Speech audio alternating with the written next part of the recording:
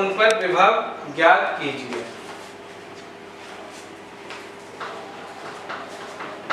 बड़ी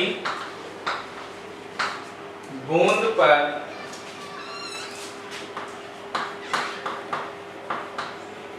विभव ज्ञात कीजिए। ठीक, अब हमारी क्या है, देखिए कुछ बच्चे क्या सोचे होंगे, जैसे पहला वाला न्यूमेरिकल कराया था, न्यूमेरिकल नंबर 1 कुछ इस तरह से होगा, परंतु ये जो न्यूमेरिकल है कुछ अलग है। वहां पर हमें क्या है, विभव दिया हुआ था। क्या है, वहां पर हमें विभव दे रखा था, परंतु यहाँ पर उसका आवेश दे रखा है। क्या दे रखा है, यहाँ पर आवेश दे रखा है। दोनों क्वेश्चनों में चेंजेस है। ठीक, इसलिए पहले वाले क्वेश्चन की तरह तो ये होगा नहीं। ठीक, ये अलग तरह से होगा। अब आसुत जल की 64 बूंदें प्रत्येक की त्रिज्या 0.1 मिलीमीटर है, यानी कि स्मॉल आर की वैल्यू। छोटे बूंद की त्रिज्या हमने ले ली, छोटी बूंद की त्रिज्या स्मॉल आर बराबर कितना ले लिया, 0.1 मिलीमीटर। परंतु हम जितनी भी दूरी, जितने भी डेरिवेशन हमने किए हैं, उनमें जितनी भी दूरी हमने रखी है, किस में रखी है, मीटर में रखी है, तो इसलिए मीटर में कर देंगे तो 0.1 गुणा 10 की घात -3 मीटर। तथा आवेश, आवेश हमने ले लिया Q बराबर कितना है, 128/3 गुणा 10 की घात -12 कूलम। कितना है, 128/3 गुणा 10 की घात -12 कूलम है। मिलकर एक बड़ी बूंद बनाती हैं, तो इस पर विभव ज्ञात कीजिए। अब आपने देखा होगा जो जल की बूंद होती है, आसुत जल की जो बूंद होती है, वो एक गोलाकार होती है। ठीक, गोले का आयतन आपको पता है कितना होता है, 4/3 पाई r की घात 3। ठीक, तो यहां पर लिख लेंगे एक, पहले लिख लेंगे माना बड़ी बूंद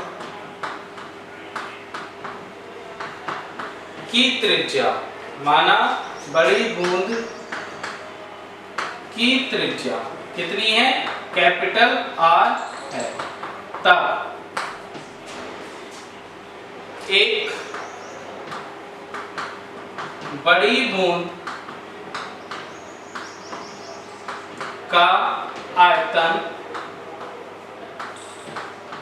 बराबर किससे मिलकर बनी है, 64 छोटी बूंदों से। यानी कि जो एक बड़ी बूंद का आयतन होगा वह 64 छोटी बूंदों के आयतन के बराबर होगा।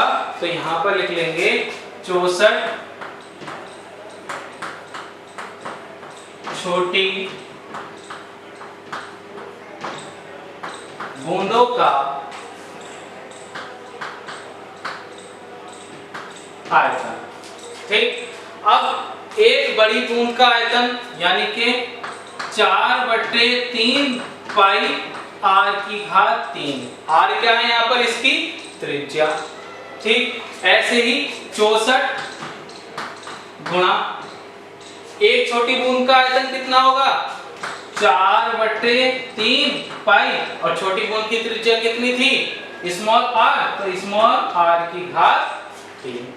अब देखिए आप, इस 4/3 से ये 4/3 पाई कैंसिल। ठीक, हमें वैल्यू किसकी फाइंड आउट करनी है, कैपिटल R की वैल्यू फाइंड आउट करनी है। तो इसे यहीं पर रहने देंगे, बाकी चीज उठाकर उधर ले जाएंगे, यानी कि R की घात, R बराबर 64 R की घात 3, और ये क्या लग गया इस पे, घनमूल। ठीक, जब 64 का घनमूल निकालेंगे तो कितना आता है, 4 चौक 16 चौका 64, यानी कि 64 का घनमूल कितना आ गया हमारा, 4। कितना आ गया, 4। तब R बराबर कितना हो गया, 4, और इसका करेंगे तो कितना जाएगा, R।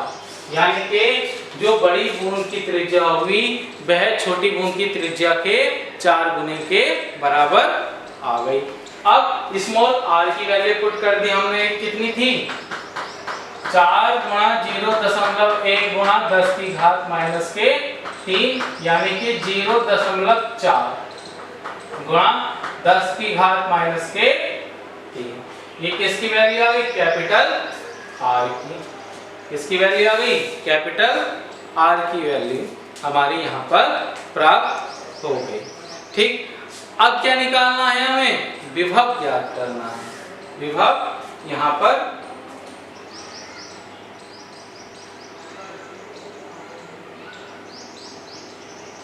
ज्ञात करना है। ठीक, तो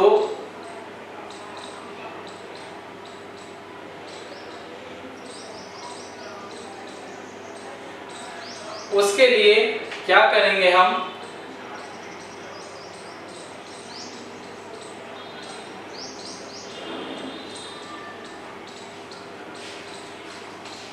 अब इसके लिए देखेंगे आगे हम।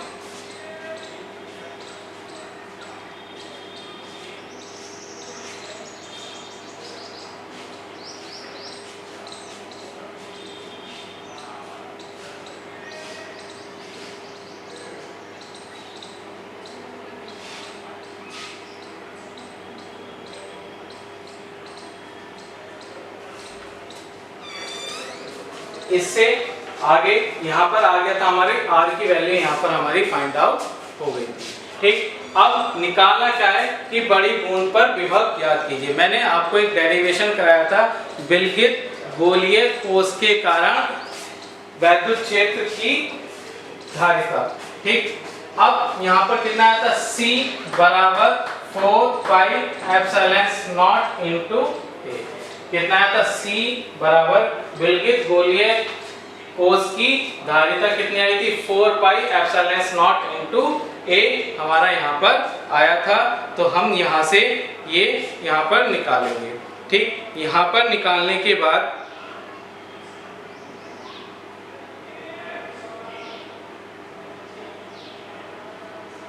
देखेंगे, इसके बाद यहाँ पर धारिता यहाँ पर निकल जाएगी और आवेश हमें यहाँ पर दिया हुआ है।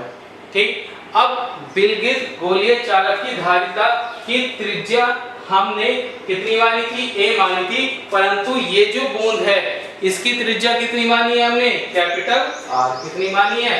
कैपिटल R हमने मानी है। ठीक, तो कैपिटल R रख दिया यहाँ पर, a की जगह क्या रख दिया? Capital R। तब C बराबर 4 पाई एप्सिलॉन नॉट, C की वैल्यू आ गई। अब हमें निकालना क्या है? विभव ज्ञात करना है, यानी कि V की वैल्यू हमें ज्ञात करनी है। तो धारिता की परिभाषा से C बराबर क्या होता है? Q upon V। तो V कहाँ जाएगा यहाँ पर? तो V बराबर Q अपॉन C। V बराबर क्या आ गया? Q upon C। अब इसके बाद यहाँ पर Q की वैल्यू कितनी दे रखी है? 128/3। 128/3 गुणा 10 की घात माइनस के 12 और C की वैल्यू कितनी है कि 4 pi epsilon not into R। ठीक, अब हम ध्यान से देखेंगे इसे लिखने के लिए हम क्या करेंगे? हम 4 पाई एप्सिलॉन नॉट को इस तरह से लिख सकते हैं 1/4 पाई एप्सिलॉन नॉट और बाकी कितना बचा? 128/3 गुणा 10 की घात माइनस 12/r ये बचा। ठीक, अब यहाँ पर 1/4 पाई एप्सिलॉन नॉट की वैल्यू आप सभी अच्छे से जानते हैं कितनी आती है? 9 गुणा 10 की घात 9 न्यूटन मीटर स्क्वायर प्रति कूलम स्क्वायर। कितनी आती है? 9 गुणा 10 की घात 9 न्यूटन मीटर स्क्वायर प्रति कूलम स्क्वायर। ये वैल्यू यहाँ पर आती है। ठीक, V बराबर 9 गुणा 10 की घात 9। ठीक, अब बाकी ये लिख लेंगे 128, यहां से रफ कर देता हूं मैं।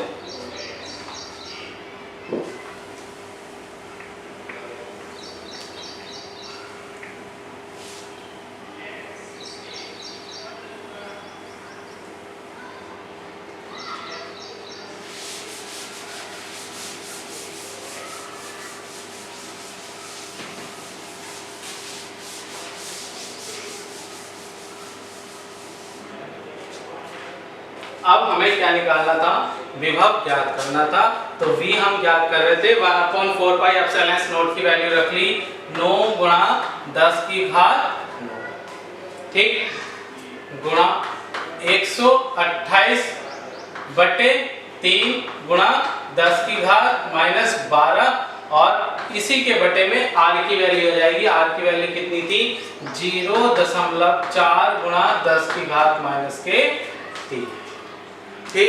अब ये 3 तिया 9, तो 3 गुणा 10 की घात 9, अब गुणा 128 गुणा 10 की घात -12। अब ये जो दशमलव है उठाकर इधर ले गए तो कितना हो गया 4 गुणा इधर की तरफ यानी कि दाईं तरफ हम इसे ले जाते हैं तो घातें क्या होती है हमारी, दाईं तरफ जाने पर घातें हमारी घट जाती है, यानी कि यहाँ पर हमारी घात घट गई तो कितनी बची 2। अब 4 से 128 को काटेंगे कितनी बार जाएगा 32 बार, कितनी बार जाएगा